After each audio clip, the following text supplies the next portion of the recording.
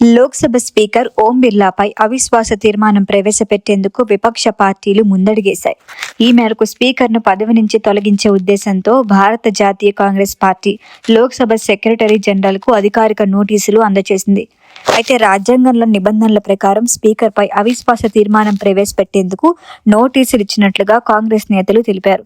ఈ నోటీసుకు కాంగ్రెస్తో పాటు సమాజ్వాదీ పార్టీ, డిఎంకే సహా మొత్తం విపక్ష పార్టీలకు చెందిన మొత్తం 120 మంది ఎంపీలు సంతకాలు చేసినట్లుగా వెల్లడించారు.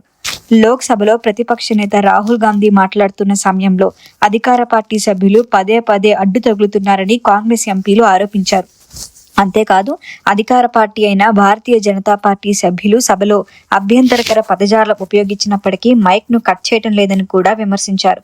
ఇక విపక్షాలు సమర్పించిన అవిశ్వాస తీర్మాన నోటీసులను పరిశీలించాలని లోక్సభ సెక్రటేరియట్ను స్పీకర్ ఆదేశించారు.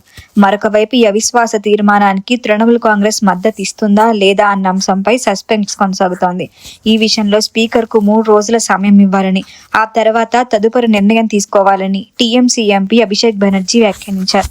తమ డిమాండ్లను స్పీకర్కు లేఖ రూపంలో పంపాలని కూడా ఆయన కాంగ్రెస్కు సూచించారు. అయితే స్పీకర్పై అవిశ్వాస తీర్మానం ముందుకెళ్లాలంటే లోక్సభ సభ్యుల్లో కనీసం 273 మంది మద్దతు తప్పనిసరి నిబంధనలు చెబుతున్నాయి.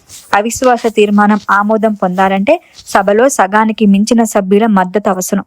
నోటీస్ అందిన తర్వాత అవిశ్వాస తీర్మానంపై చర్చకు అనుమతించే మోషన్ను లిస్ట్ ఆఫ్ బిజినెస్ లో చేర్చనున్నారు. నోటీస్ అందిన తేదీ నుంచి కనీసం 14 రోజుల తర్వాతే ఈ ప్రక్రియ ప్రారంభమవుతుంది. స్పీకర్పై అవిశ్వాస తీర్మానం చర్చ జరిగే టైంలో డిప్యూటీ స్పీకర్ సభాధ్యక్షత వహిస్తారు. అదే సమయంలో స్పీకర్కు సభలో మాట్లాడే హక్కుతో పాటు అవిశ్వాస తీర్మానంపై ఓటు వేసే హక్కు కూడా ఉంటుందని లోక్సభ నియమావళి స్పష్టం చేస్తోంది.